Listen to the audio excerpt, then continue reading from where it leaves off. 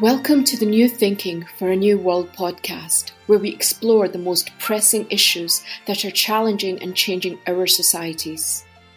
We are looking for new thinking and new solutions wherever we can find them. Listen as host Alan Stoga, the Talberg Foundation's chairman, challenges his guests for analysis, ideas and actions. Together, we can help make our world at least a bit better. We live in an always-on, hyperconnected digital society. Almost every aspect of our lives seems to have a virtual element, which means we leave endless trails of data to be hoovered up for good and for evil. The results include identity theft, cybercrime, ransomware, illegal spying, harassment, cyber intimidation, the list goes on. Indeed, the digital world seems to be a kind of Wild West where almost everything goes. There are few rules or laws, fewer enforcers, the strong prey on the weak. Ronald Deibert is one of the white hats in this story. As founder and director of the Citizen Lab at Munk School of Global Affairs and Public Policy at the University of Toronto, he has built an organization whose purpose is to, among other things, protect citizens and civil society from at least some of those digital predators. I'm pleased to add that Ron was a finalist for the Talberg Foundation's Global Leadership Prize this year. Welcome, Ron. Nice to be here with you, Alan. Ron, you and Citizen Lab have a well-earned reputation for using the tools of the digital world to expose and sometimes even thwart some of those high-profile predators online. In an insecure world, you're creating security, which is no mean feat. But let me ask maybe the foundation question. Why? What is it about our times that we need you and the Citizen Lab? That there's something missing, that you're filling a gap, but what's missing and why do you have to fill that gap? Thank God you're doing it. Well, I guess the best way to answer that is to give a bit of an origin story. So I founded the Citizen Lab back in 2001, and at that time, the mission was really to undertake research, and in particular, interdisciplinary research. So I'm a social scientist, international relations is my area of expertise, and I realized that there were methods, especially in the technical disciplines, computer science and engineering science, that could be leveraged to gather evidence about things that were going on, as I think about it, beneath the surface of the internet. Things like censorship or surveillance, anything that was being largely obscured from the public, but I thought was in the public interest. And over time, we became quite successful at doing this, exposing, as you put it, high-profile predators, although I'd probably use slightly different language. And we came to realize that for a variety of reasons, the digital ecosystem that surrounds us has been the site of all sorts of malfeasance and the exercise of political power. Governments all around the world are deploying a whole range of sophisticated tools to manipulate data, infiltrate targets, shape outcomes. And the more that we were unearthing some of these activities, the more I began to realize that what we were witnessing were real serious risks to human rights and liberal democracy. And so I guess, to answer the question, I believe that if we value human rights and we want liberal democratic institutions to persist into the future, we need watchdog organizations to spot this type of bad behavior and bring it to light. We hope in doing so that this enables others to help help people secure themselves from those risks and threats. But the first job is really just the investigation part, bringing it all to light. And that's the vast majority of what we do at the Citizen Lab. I want to come back in a moment to your relationship to governments and on both sides of the divide of history. But let me start by asking, how do you decide what projects to take on? What's the decision-making process? Because there's an endless, I suspect, opportunity space. Mm-hmm. There is. So we define our research profile in a couple of ways to narrow it down, because you're right, this is a huge area. There are lots of things that are happening all the time in the kind of digital media space. So our focus principally is on digital security, cybersecurity, if you want to use that language, but we don't cover the entire terrain. We focus on issues that have or arise out of human rights concerns. So that means that we typically don't explore things that maybe private threat intelligence companies do, like the risks of ransomware to big Fortune 500 companies. That sort of thing we assume is being taken care of, for better or for worse.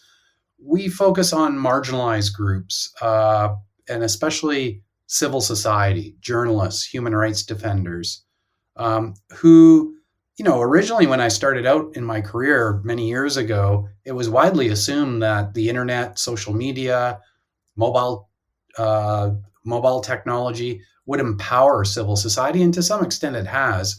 But really, the tables have been turned, and they become a huge source of vulnerability for these groups, to the extent that, as I said at the outset, I believe it's presenting a serious risk to human rights globally and to liberal democracy. So we narrow it that way. We have a couple of pillars, thematic areas that we focus on.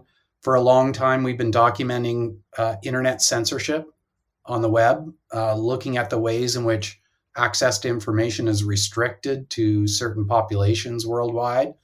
We're very interested in the security and privacy aspects of applications that are widely used on mobile devices and other devices.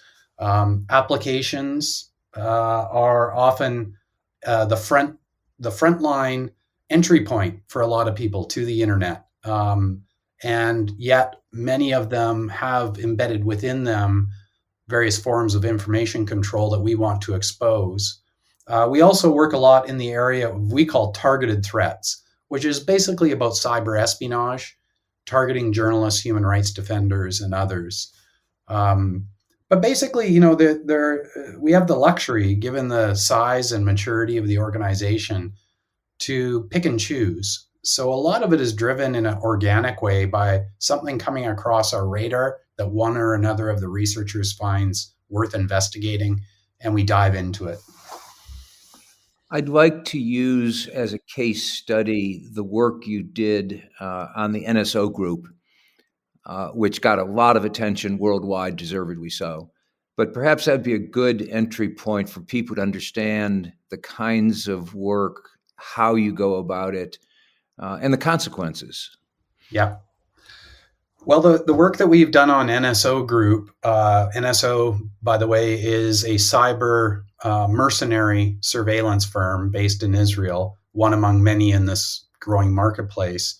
Our interest in that particular firm's services and the abuse of its services actually goes back quite a long way. So in the late 2000s, we started getting interested in cyber espionage, and in particular, cyber espionage undertaken by governments against members of civil society.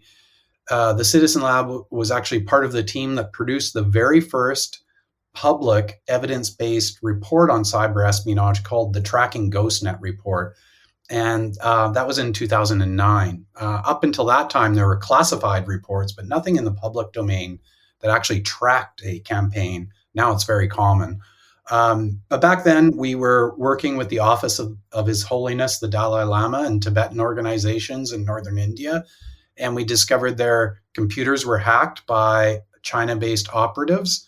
Those operatives made a mistake that allowed us to see all of the other victims that they were monitoring, which turned out to be hundreds of high-profile targets, embassies, government departments, and news organizations. That was in 2009. And very shortly afterwards, we began to realize that there was a commercial market for cyber espionage services that was beginning to blossom. Companies, in other words, providing government clients with capabilities they may not have in-house. So if you think about the United States and its very well-resourced national security agency, that requires a lot of financing, individuals working for the NSA who have a high level of engineering skills and other skills. A lot of countries can't do that in-house. And where this marketplace emerged was to service a growing appetite many of them had, especially after the Arab Spring, to counter what they saw as digitally enabled political opposition movements in the streets. People are using Twitter and Facebook to organize. Autocrats and dictators said, we need to stop this. We need to neutralize this. How do we do it? Well, that's where these firms entered into the equation. Many of them market themselves as providing their government clients with tools to investigate serious matters of crime and terrorism, which no doubt is true in some cases. But the absence of any regulation over that marketplace means that those services are often widely abused. So that's how we started getting into this area. We started gathering evidence of the abuse of commercial spyware, starting first with firms like Hacking Team, Gamma Group, and then eventually we came across the hacking services of NSO Group. The way in which we do this type of research is very much a combination of methods, and technical methods are actually quite critical.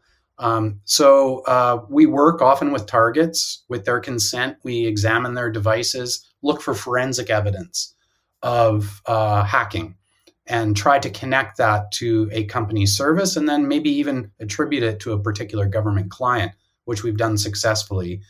And if you're lucky, you might be able to acquire the spyware itself, which we have done on a couple of occasions. And that allowed us to reverse engineer it, understand how it communicates over the internet, and then start mapping the infrastructure of companies like NSO Group. They, of course, have to send data across the internet from hacked devices to their clients. And that infrastructure that they set up leaves a kind of fingerprint or signatures that we can use to search the internet looking for who their clients are. And so with NSO Group, since about 2016, we've been doing this wholeheartedly. In part, the exposure of NSO Group, the fact that it's in the media, the company's profiled a lot, is a function of the fact that we've unearthed so many abuses connected to their technology. There are so many threads out of that story to pull on. I'm not sure which one to start with. But maybe the obvious one is, and you mentioned both, I mentioned the Wild West, you mentioned the unregulated marketplace. One could imagine that this is things governments ought to be worrying about.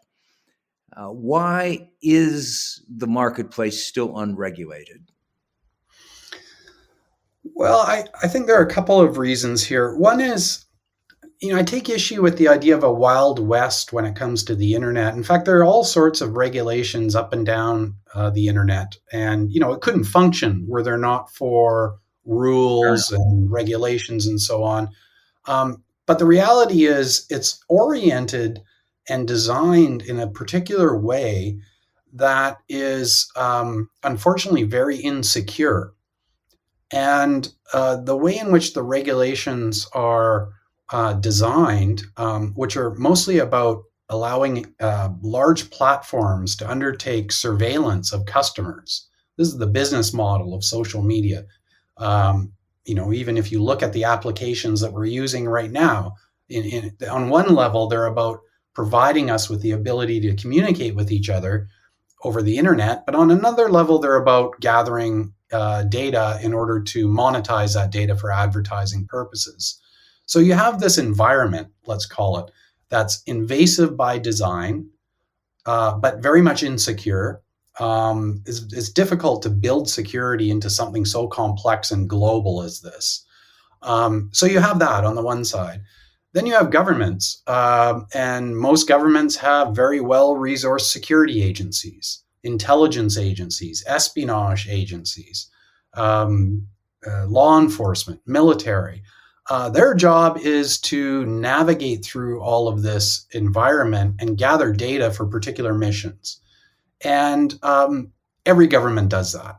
And they all benefit by the fact that you have this invasive by design, poorly regulated, insecure system that they can exploit. It's highly addictive, I think, gathering intelligence. If you look at it from the perspective of the state agencies that do it, once you begin to successfully interrogate a person's most intimate details, it can be highly revealing.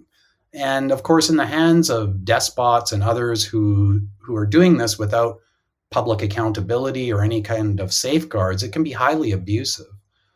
So every government has a kind of, a dirty secret around an interest in this space and keeping it the way it is and making sure this market thrives. It makes a lot of people a lot of money. Let's not underestimate greed and corruption. These are multi-billion-dollar companies that we're talking about here when it comes to commercial surveillance. And so there are a number of factors that kind of keep it the way it is. So, one aim of our research is to raise an alarm bell and say, hey, if this continues the way it is going, we have some pretty big problems here, because what's happening is that we're empowering those who want to undermine public interest, undermine systems of public accountability, undermine liberal democracy. And they're succeeding on the basis of these powerful surveillance technologies and a highly insecure system that can be exploited.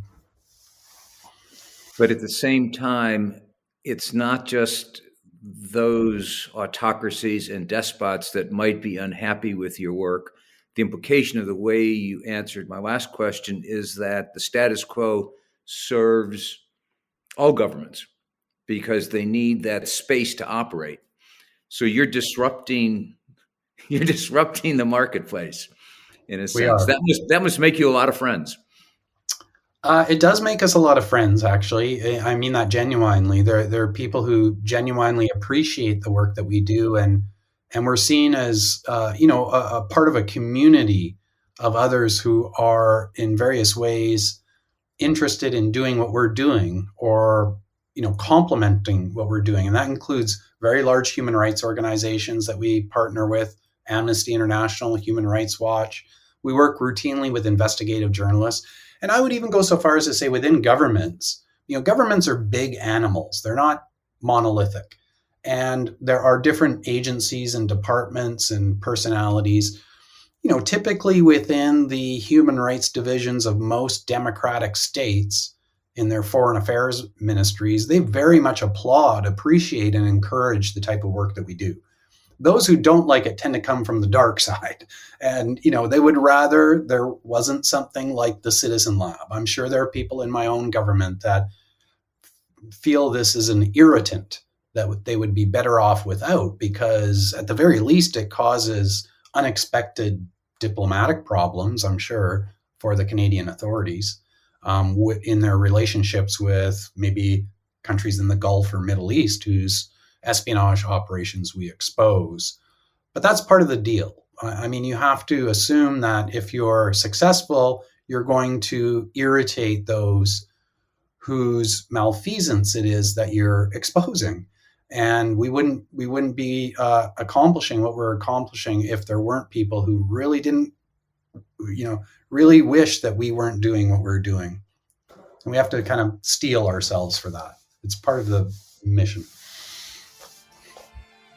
What do climate change and jazz greats John Patitucci, Terry Lynn Carrington, and Joe Lovano have in common? Tellberg's Jazz for the Planet.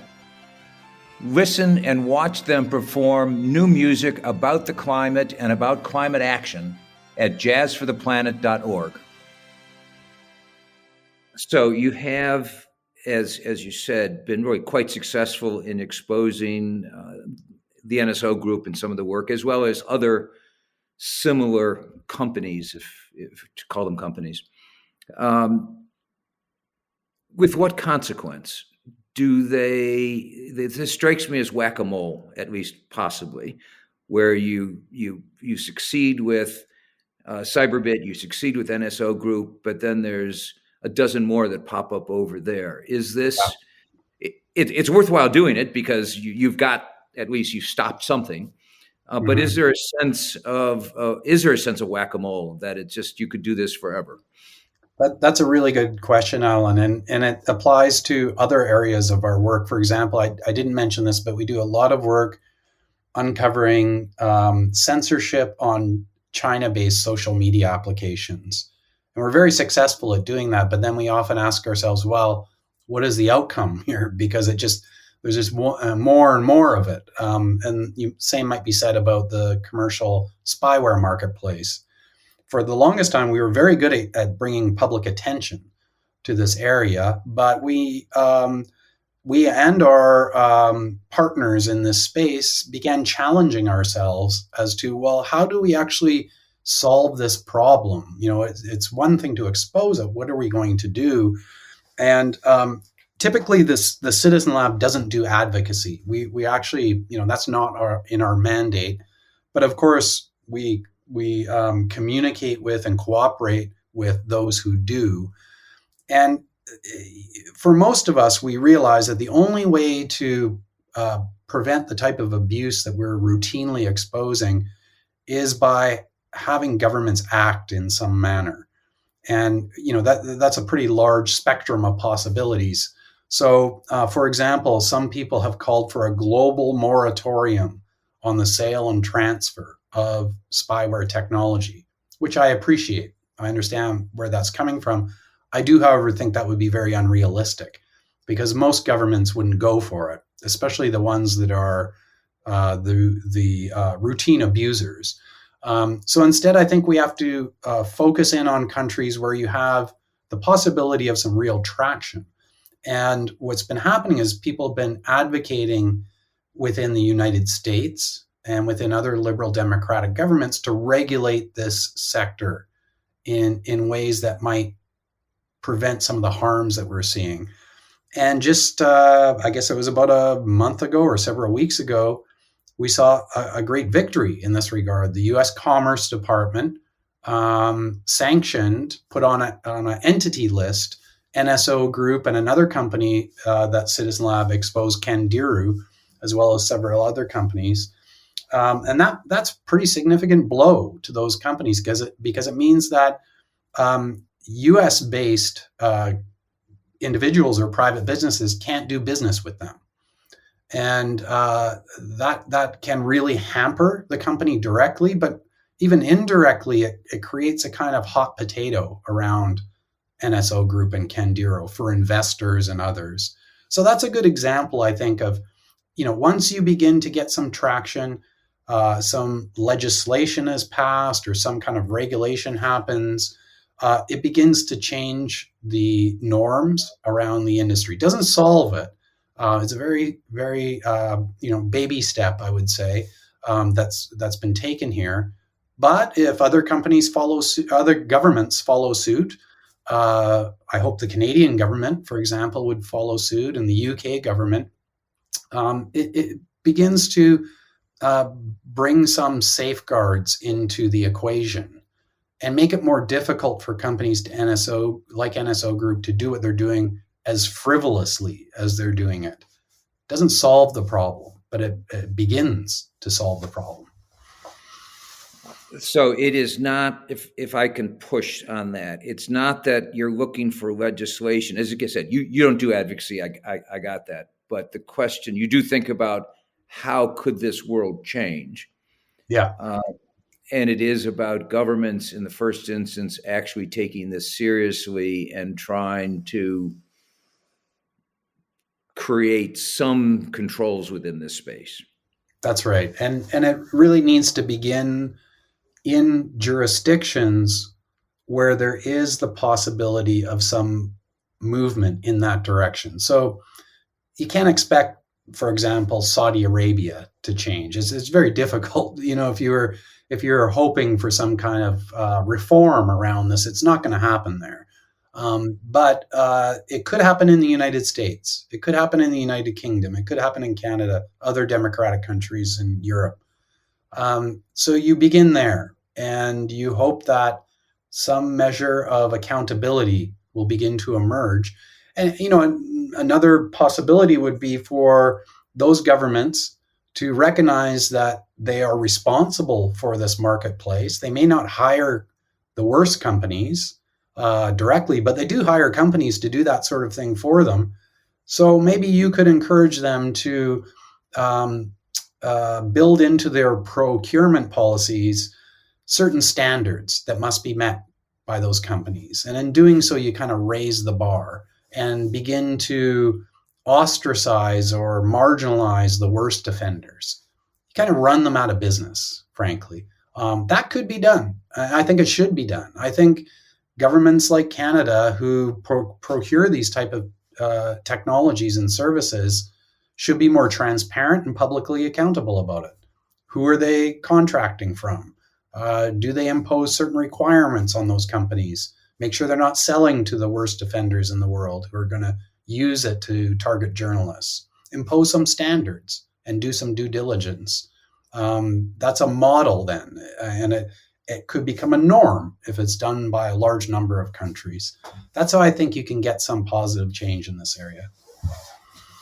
That could potentially operate within the community of like-minded countries, as we now call ourselves. It used to be called the free world, but it's not anymore.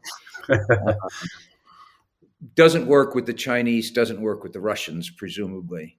And so at that geopolitical level, we've got different kinds of issues to deal with. And you've mentioned the Chinese issue, the Chinese problem, but we have the same issues with the Russians. So it's hard to imagine that either. We recently had a virtual summit with the Chinese. I suspect these issues were not necessarily at the top of the list, so they probably should be. We know they were on the list with the Russians, and we know that didn't seem to have much in the way of consequence. So certainly it's a context in which this sort of conflict context will continue, and you're operating within parts of it. Yeah, that's right. And actually, when you bring China into the equation, just put aside Russia for a second, because they do things in their own unique way, separate conversation for them. But with China, we are seeing many surveillance firms that are based in China now exporting their technologies abroad. And wonderful. I'm sure that there will be NSO group style Chinese firms entering into the marketplace, probably already are, and we'll begin to unearth them, no doubt. So what do you do about that? You don't really have leverage over the Chinese government in ways that you would over the US government, let's say. Here, I think we have to turn back to the question of defenses and the insecurities of the digital ecosystem. Because while you may not be able to influence the Chinese government, you can do something about the huge exposure that we all face as we rely on these technologies, and encourage the platforms to do things differently. And I think this boils down to, frankly, modifying or changing altogether the business model, which is principally about move fast and break things, push sensors in front of people in a kind of reckless fashion, get sensors as close to people as possible, extract as much data from people, treat them as raw material.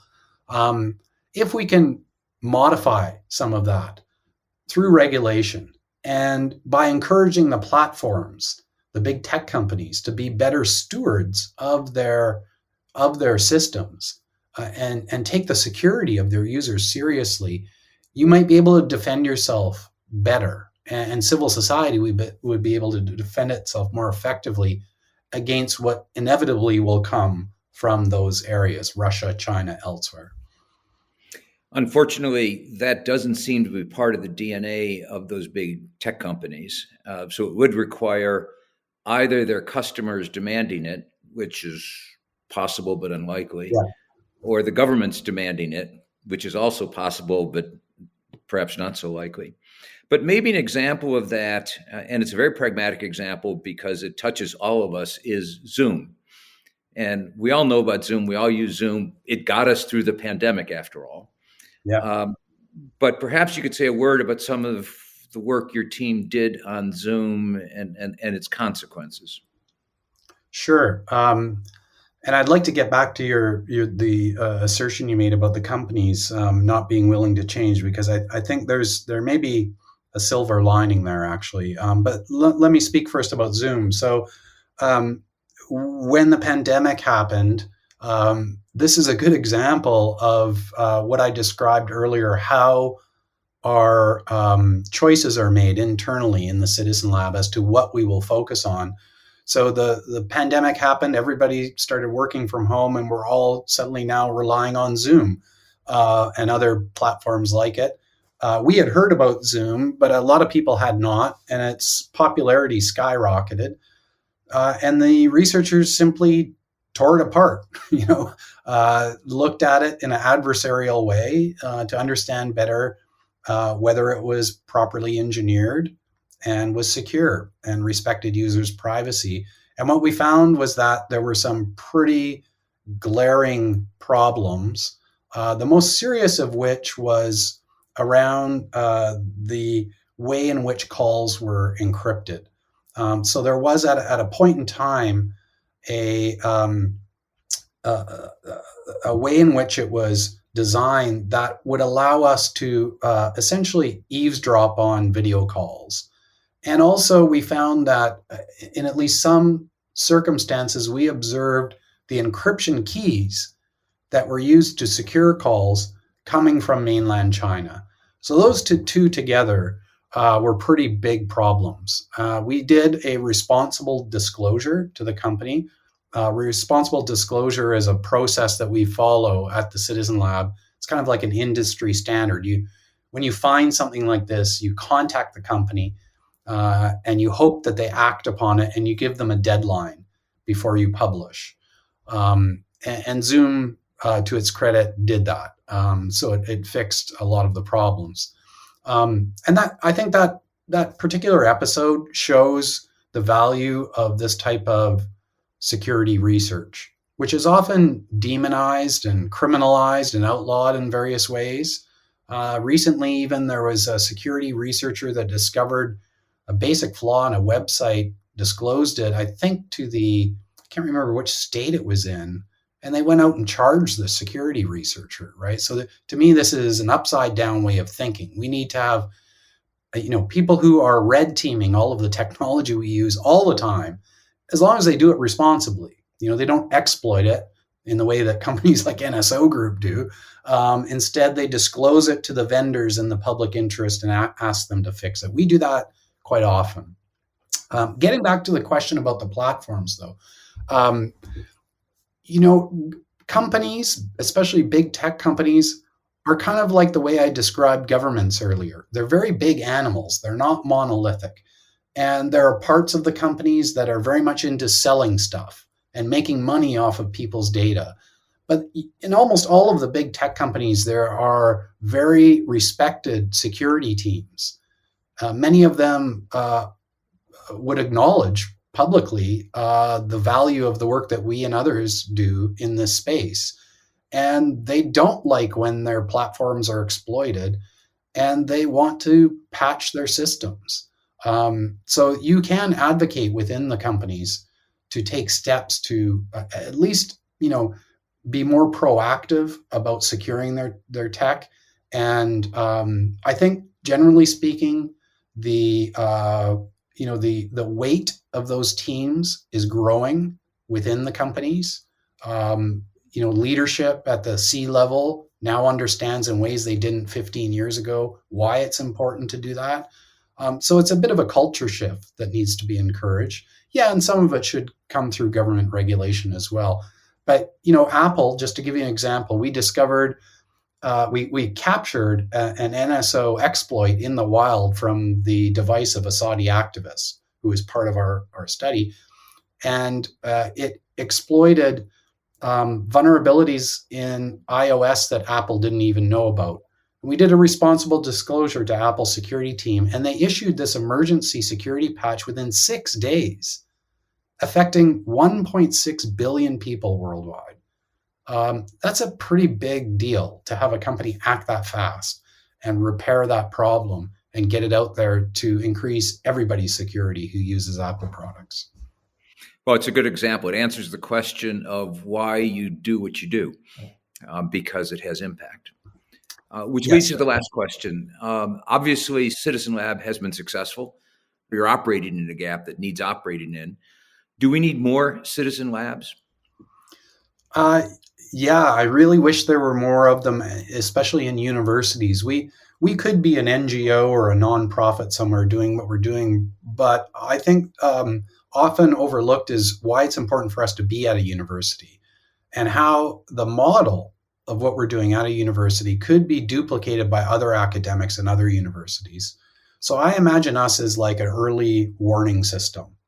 And you know, I grew up studying arms control, and in the north of Canada, there's something called the distant early warning radar. And you know, this distant early warning radar system has many installations across the north of Canada. If you had only one, it wouldn't work very effectively, right? You need to have a bunch of them. And that's the way I think about the mission of the Citizen Lab. Hope that other academics who are interested in this topic build something like it in other universities, because if we had 15 or 20 of them, obviously we'd cast a wider net and catch more bad behavior and expose it before people are harmed. Well, thank you for this conversation. And indeed, thank you for having built and made this animal work as successfully as it has. Congratulations. Thank you so much, Alan. It was a pleasure to speak with you. Thank you for joining us. Please rate our show on Apple Podcast and subscribe. Meanwhile, you can find us on Facebook, Twitter, and Instagram. Or you can subscribe to our newsletter at talbergfoundation.org to learn more about our work. That's TALLBERG foundation.org. Thank you, and we'll be back again next week for another episode of Talberg's New Thinking for a New World. This podcast was brought to you through the generous support of SNF, the Stavros Niarchos Foundation.